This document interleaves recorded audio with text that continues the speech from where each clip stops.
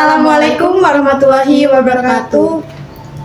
Di sini saya Diariski Ramadhani dengan NIM 231B10026 dari kelas AB4. Di sini saya Devi Ajani dengan NIM 231B133 dari kelas AB4. Di sini saya berperan sebagai konselor Dan saya berperan sebagai konseling. Topik dari video kami yaitu meredakan emosi. Assalamualaikum. Waalaikumsalam Mbak, silakan masuk. Silakan duduk. Terima kasih. Duduknya yang nyaman ya. Bagaimana Mbak Devi perjalanan ke sini, lancar atau macet? Lumayan lancar, Ibu. Baik Mbak Devi, di sini saya Dea. Kita hari ini mempunyai waktu sekitar 45 menit untuk berdiskusi. Mbak Devi bisa menceritakan apa yang Mbak Devi rasakan dan ingin disampaikan. Saya sering emosi saya tidak kendali. Juga saya sering marah-marah dan hasil apapun itu bikin saya meledak. Nah, saya itu menyesalinya, Ibu. Dan itu saya bingung harus bagaimana menghentikannya. Baik Mbak Devi, saya mengerti. Pastinya itu sangat menjadi beban yang mengganggu buat Mbak Devi. Sebelumnya terima kasih sudah bercerita. Di sini saya akan menemani Mbak Devi untuk memahami dan mencari jalan keluar dari kesulitan ini. Ibu, Baik Mbak Devi, mungkin bisa diceritakan kapan terakhir kali emosi itu terjadi dan apa yang Mbak Devi rasakan pada saat itu. kemarin Ibu di kantor ada rekan teman kerja saya itu menjatuhkan pulpen. Nah, saya tuh langsung membentaknya di depan umum. Nah, saya itu kesel banget dan pengen marah terus, Ibu. Olah, berarti terakhir kali emosi itu terjadi kemarin ya Mbak Devi? Iya, Ibu, benar. Lalu apa yang Mbak Devi pikirkan pada saat itu? Saya pikir itu teman saya tuh sengaja ganggu saya atau emang orang-orang itu pada nyebelin ya, Bu. Oke, jadi kamu pikir temenmu itu sengaja mengganggu kamu, padahal kan belum tentu ya. Terus setelah kamu marah, apa yang kamu rasain? Saya menyesal banget, Ibu.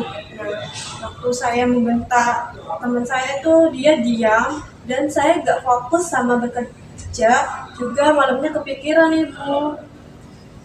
Berarti kamu sering berpikiran seperti itu ya pada saat kesal, seperti teman kamu sengaja mengganggu kamu atau bahkan semua orang tampak nyebelin gitu ya. Ya, Ibu, benar, Ibu. Sering banget. Sering banget, Ibu. Jadi tadi kamu punya pikiran rekan kerja kamu sengaja melakukan hal itu. Memangnya ada bukti jika rekan kerja kamu itu menjatuhkan pulpen? Enggak sih, Bu, cuma mungkin ketinggalan aja. Nah, terkadang kita kan terlalu cepat menyimpulkan sesuatu sebelum ada bukti. Dan untuk pikiran Mbak Devi yang semua orang tampak menyebalkan, apakah semua orang yang Mbak Devi temuin pada hari itu semuanya menyebalkan? Enggak sih, Bu, mungkin saya aja yang kesel atau capek. Nah, itu namanya otak kita yang suka melebih-lebihkan sesuatu. Mungkin kita bisa mencari penjelasan lain. Kalau bukan dia sengaja, mungkin apa? Mungkin dia nggak fokus atau tangannya yang licin terus memegang pulpen itu jatuh tiba-tiba. Nah, bagus banget apabila Mbak Devi mempunyai pikiran seperti itu. Rasanya beda kan? Beda banget, Bu, rasanya adem banget. Nah, jadi masalahnya itu bukan di kejadiannya, akan tetapi bagaimana cara kita menyikapi sesuatu. Lain kali apabila Mbak Devi merasa kesal, mungkin bisa bertanya dulu pada diri sendiri, apakah hal itu memang sengaja ia lakukan atau mungkin ada penjelasan lain. Baik, setiap kali Mbak Devi merasa mulai kesal, Mbak Devi yang pertama bisa mengawasi pikiran Mbak Devi sendiri. Kedua, Mbak Devi bertanya kepada diri sendiri, apakah itu kejadian beneran ada buktinya atau tidak. Yang ketiga yaitu mencari penjelasan yang lebih masuk akal. Plus apabila Mbak Devi emosinya sudah mau mulai meledak, Mbak Devi bisa mulai mencoba untuk tarik nafas pelan-pelan, lalu tahan 3 detik, lalu hembuskan pelan-pelan, dan ulangi itu sampai Mbak Devi mulai tenang. Baik, Bu. Oh iya, saya juga akan memberikan catatan buat Mbak Devi sebagai pegangan.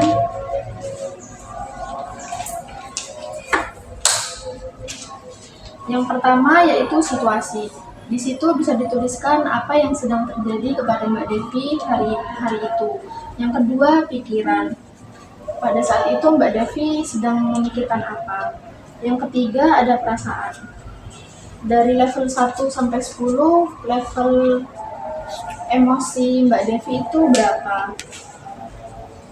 Gimana, berat enggak Mbak Devi buat melakukannya? Alhamdulillah udah enggak ya, udah mendingan.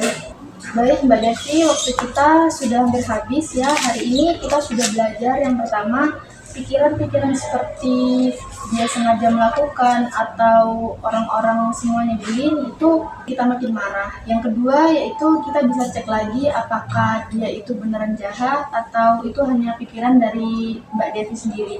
Yang ketiga, tarik nafas dapat membantu Mbak Devi meredakan emosi. Baik, Mbak Devi jangan kecewa apabila progres Mbak Devi ini tidak langsung berubah karena namanya juga masih latihan. Yang penting Mbak Devi sudah mulai aware. Baik, Bu, terima kasih. Saya paham. Terima kasih ya, Ibu. Ya Mbak Devi, sama-sama. Ibu. Ya.